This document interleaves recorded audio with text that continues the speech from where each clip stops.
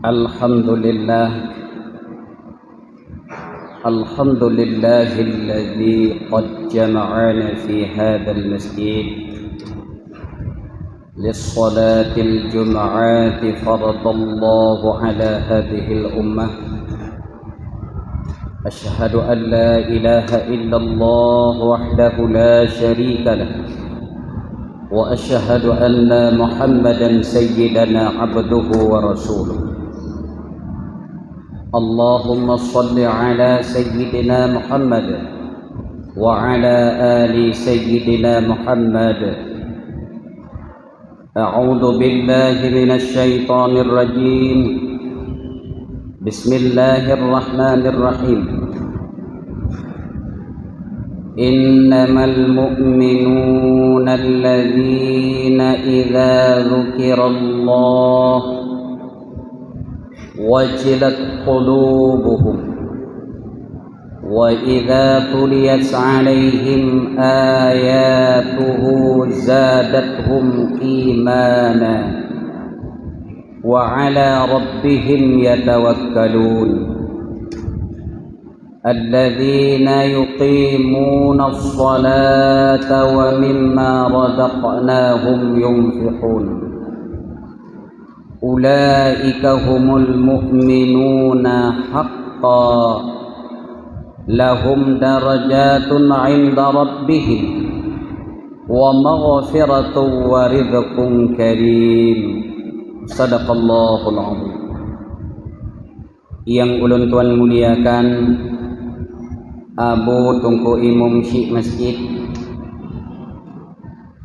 yang saya hormati kepada panitia pelaksana pembangunan masjid, panitia pengurus harian masjid, dan teristimewa kepada seluruh para hadirin sidang jamaah salat Jumat yang dimuliakan Allah Subhanahu wa taala.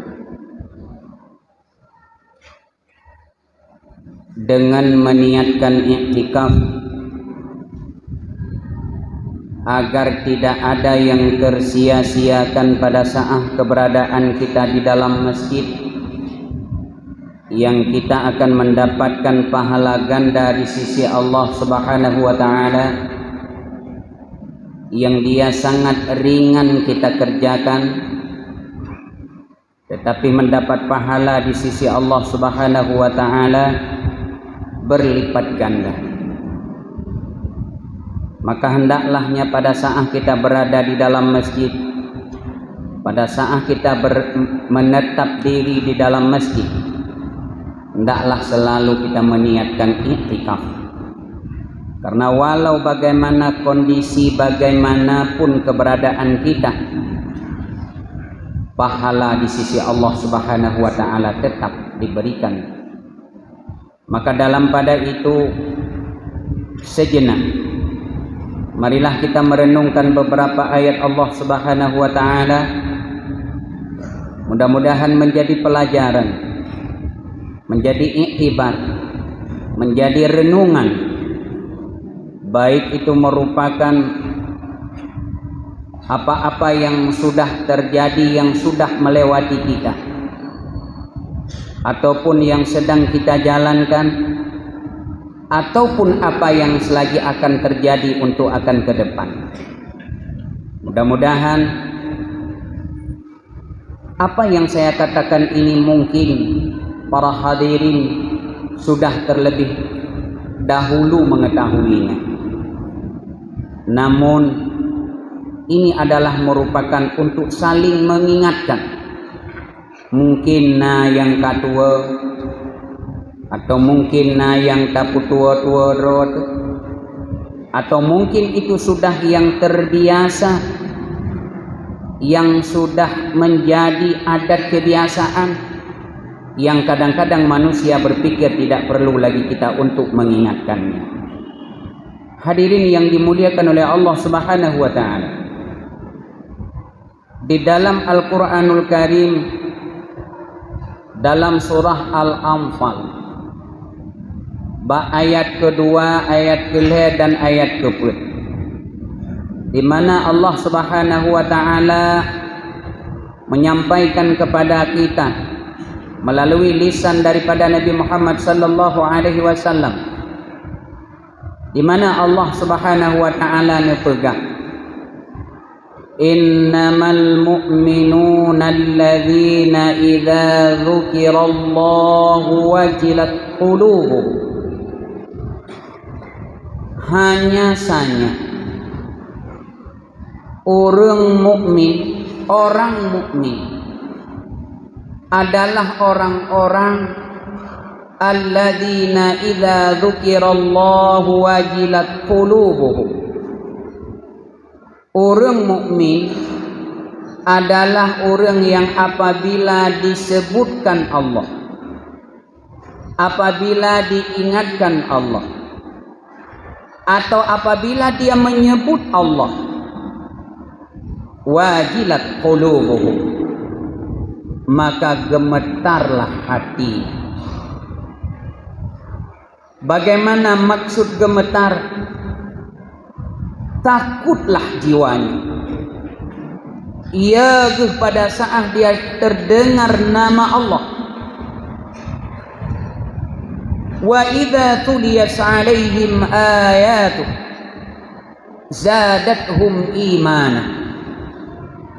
Dan apabila dibacakan kepada mereka ayat-ayat Allah, atau apabila dia membaca ayat-ayat Allah, walaupun dalam ayat Allah disebut tuliyat alaihim ayatu, apabila dibaca hati hurungnya ayat-ayat Allah, sahaja kita pahami apabila dia membaca ayat-ayat Allah, apabila dia mendengar ayat-ayat Allah, apabila dia melihat ayat-ayat Allah, baik itu merupakan yang tersirat maupun yang tersurat, zadathum imana, itamah li ayatnya kepada mereka keimanan. Dari hasil pendengarannya tadi, dari hasil penglihatannya, dari hasil penerimaan dengan kalbunya, zadathum imana, itamah li ayatnya keimanannya, keyakinannya, ketaatannya. Wa ala rabbihim yatawakkalun, dan hanya kepada Allah yatawakkalun, dia bertawakal. Hadirin yang dimuliakan oleh Allah Subhanahu wa taala, ayat Allah yang baru saya baca, baru lun bacanya. Kalau kita melihat kepada asbabun nuzul ayat, itu adalah berkaitan dengan yaitu harta ghanimah. Tapi ayat Allah tidak hanya kita pahami kepada asbabun nuzulnya saja, menyabrojih mungkin hanya pada saat pembahagian harta ghanimah, pada saat seseorang itu mendengar ayat-ayat Allah, milik siapakah harta ghanimah itu. Lalu bagaimana dengan sekarang, gino, kiban, para hadirin yang dimuliakan oleh Allah? Maka dalam ayat ini menjadilah sebuah neraca, giat kesaboh timbangan, giat kesaboh ukuran, bagaimana seseorang itu mengukur iman seseorang. Mungkin kalau kita mengucap tak pegah dengan babah teh mudah, siapapun bisa mengucapkan hal seperti itu. Namun dengan ayat Allah Subhanahu wa taala yang baru saya baca ini, yang mana Allah Subhanahu wa taala orang mukmin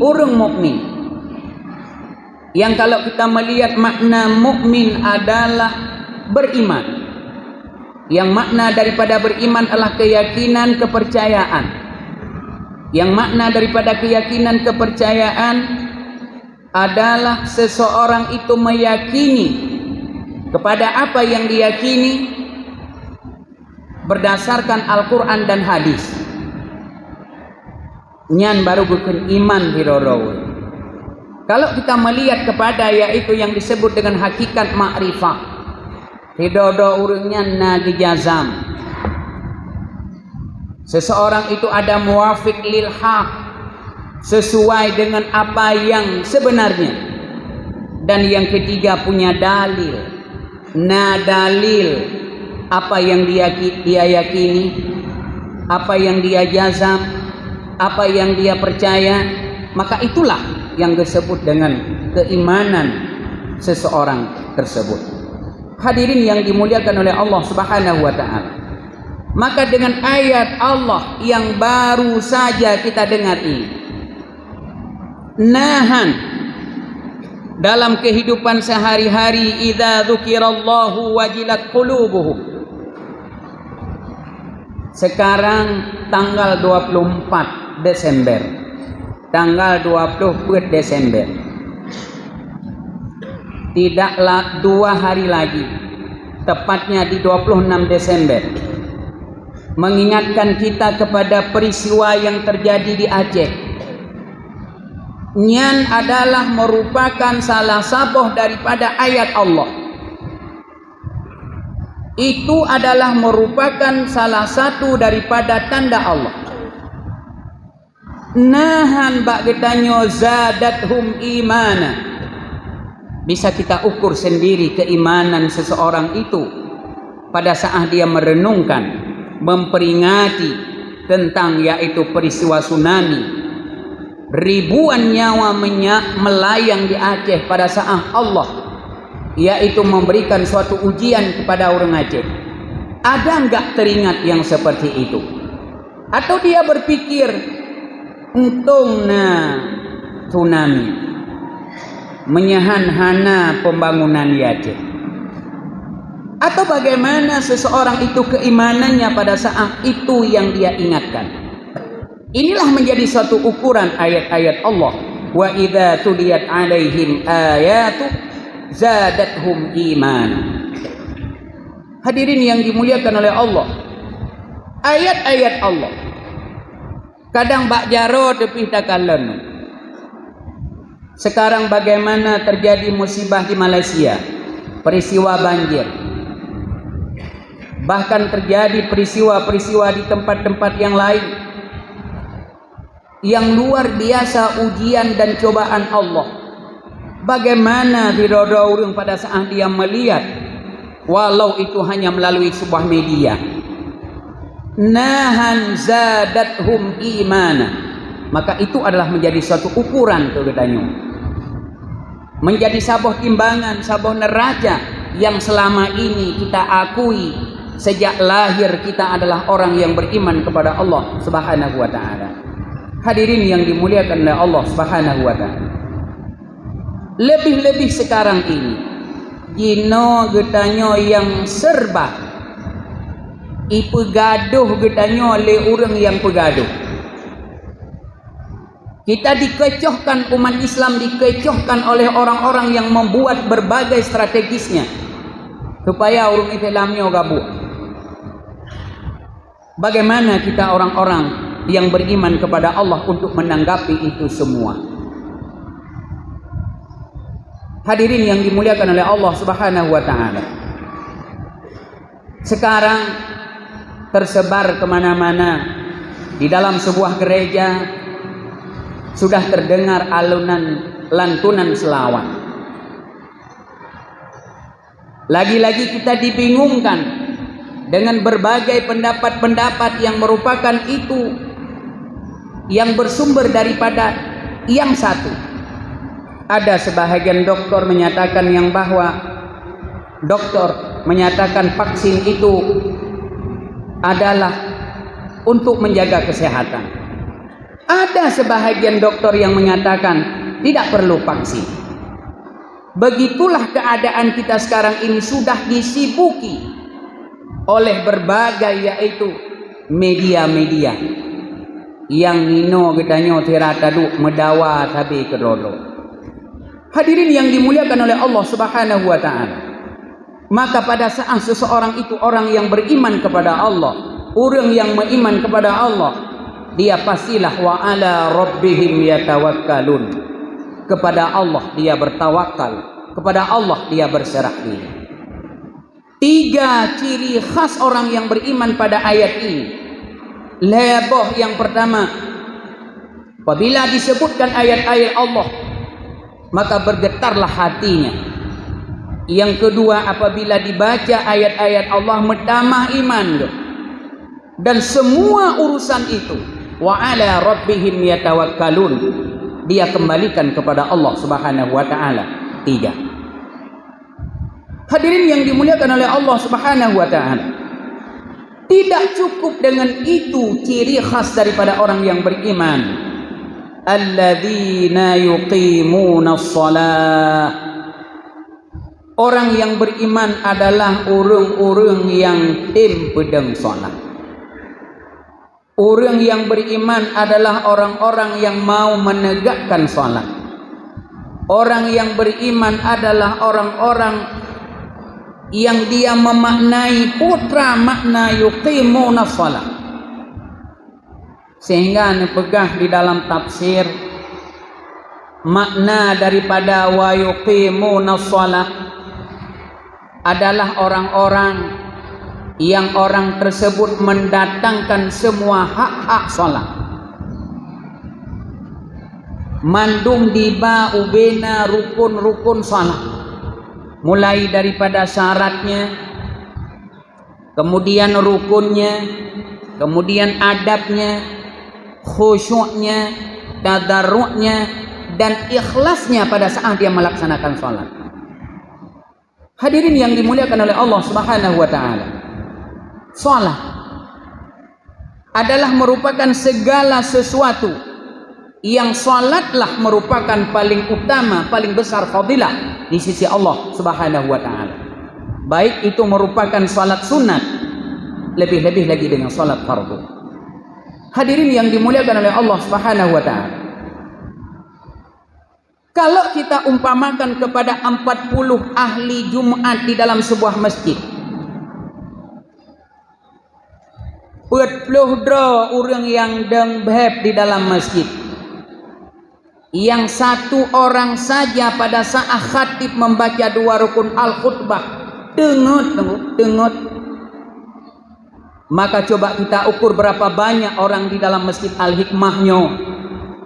Apabila 40 orang yang sudah menjadi benteng di masjid Al-Hikmahnya dengut hidro menteng waktu khatib kebaca 2 rukun al-khutbah, berapa ribu orang yang jamaah di dalam masjid tidak berangkat Jumatnya karena hansip ahli Jumat yang dengbeb meno tinggal 20 dikurang do. Bukan perkara yang kecil, itu perkara di masjid. Lalu bagaimana kalau kita melihat mulai daripada tata cara dia berwudu, wate getung wudu meno kadang hanabih keneng ia kemayang, seharusnya dia membasuh sampai ke dagunya, kedua labang telinganya, tidak sampai ke sana. Katinggai wudu berarti menunjukkan tidak sempurna wudunya. Pada saat tidak sempurna wudunya, berarti hansip hidro urang untuk semayang mono. Lalu berangkat karena dia terbiasa dengan bacaan-bacaan di dalam salat dari hafalan jamun tu.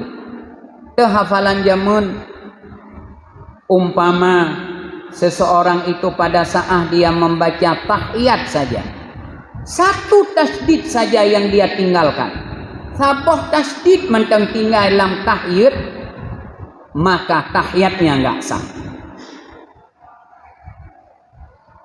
Saboh tinggal tasdid pada saat dia aja membaca tahiyat di dalam tahiyat akhir, maka hana sah sembahyang.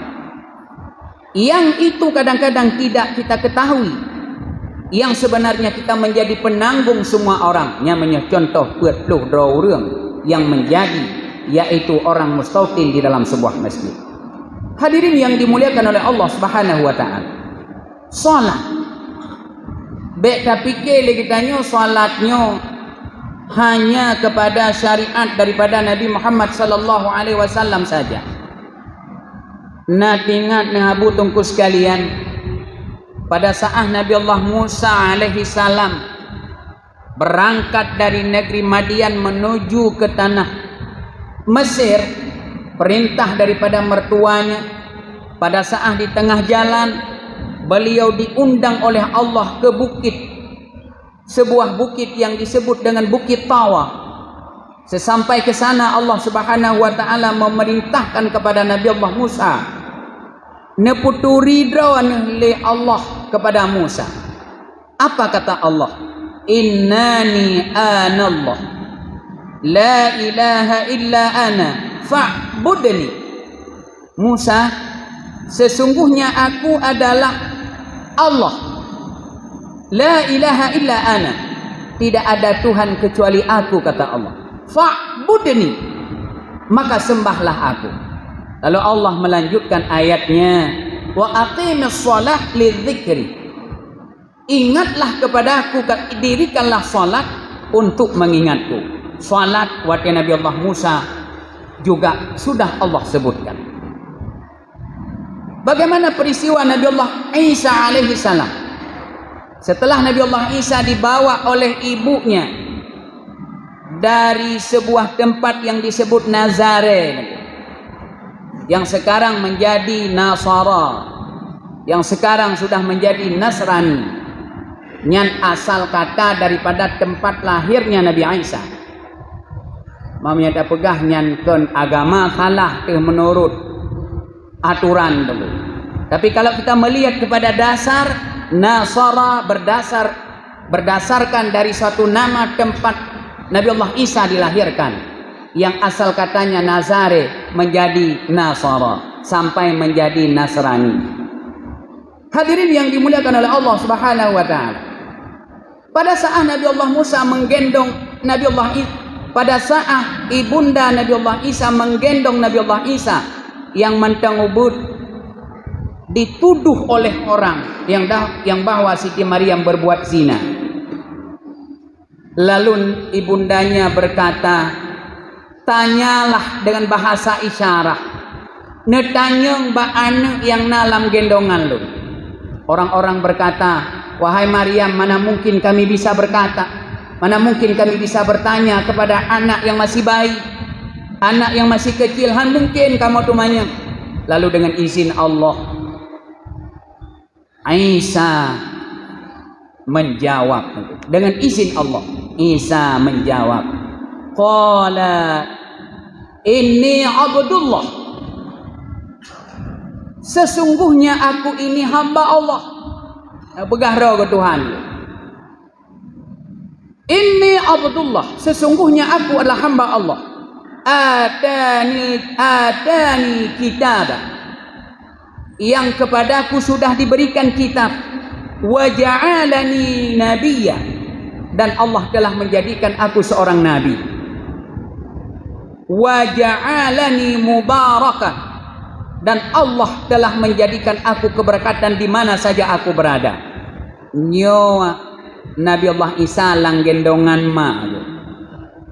Wa awsani bis salah, gekeun le Nabi Allah Isa, dan Allah telah mewasiatkan kepadaku, wa awsani bis salah, untuk mendirikan salat. Nabi Musa, Allah memerintahkan kepadanya salat. Nabi Allah Isa, Allah memerintahkan kepadanya salat sejak beliau masih kecil.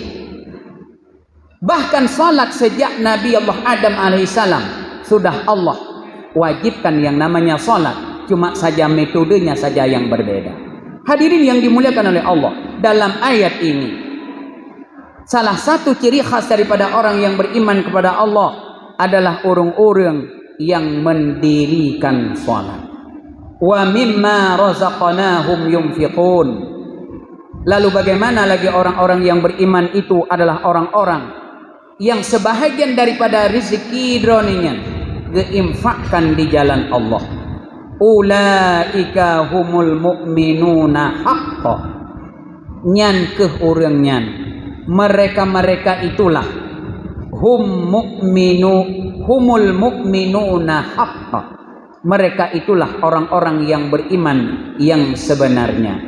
Lahum lahum darajat inda rabbihim, dan untuk mereka Allah akan berikan derajat-derajat di sisi Allah, wa maghfirah, dan keampunan, wa rizqun karim, dan rizki yang sangat mulia.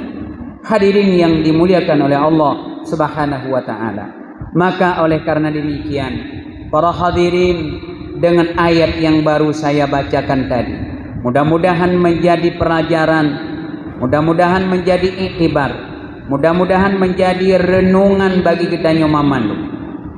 Mudah-mudahan akidah keimanan kita kepada Allah tetap sampai betul-betul kita pahami tentang akidah tersebut. Jangan sampai pada saat nanti ada orang-orang yang mencoba untuk meragukan hadis-hadis Nabi, yang mencoba untuk meragukan riwayat-riwayat yang dari awal kan kali kita baca ayatnya. Salah sabah umpamanya ayat yang sudah, hadis yang sudah disebutkan di dalam kitab I'anatul Talibin tentang yaitu laulaka ya Muhammad lama khalaqtul aflaq. Sementara sekarang sudah terdengar di media-media, nyankah hadis palsu, tunggu, nyankah hadis dhaif, padahal itu tersebut mesebut dalam kitab Yana. Maka kalaulah tidak ada keimanan kita, keyakinan kita, pengetahuan kita kepada Allah tentang ilmu pengetahuan yang sebenarnya, tentulah apalagi media orang yang berinabu lebih galak ke kalan bak TikTok, lebih galak ke kalan bak WA, lebih galak ke kalan bak video, yang di sana tidak ada asal-asal muasalnya, yang tajok aja kesimpulan lagi tanyo, sehingga bisa meragukan keimanan dan keyakinan kita kepada Allah Subhanahu wa ta'ala. Bahkan yang sangat tak khawatirkan, hadis Bukhari Muslim pun sudah tersebar katubit narik yang bahwa dari orang-orang pintar yang mereka meragukan hadis tersebut. Kalaulah tidak ada ilmu pengetahuan, menyahana tabur Quran betul-betul rutin istiqamah, tentulah kita pun akan terdapat keraguan. Hadirin yang dimuliakan oleh Allah, mudah-mudahan hal yang seperti itu tidak akan terjadi dalam setiap pribadi muslim. Inilah yang dapat saya sampaikan, mudah-mudahan dapat bermanfaat kepada para jamaah sekalian dan juga dapat bermanfaat kepada pribadi saya sendiri.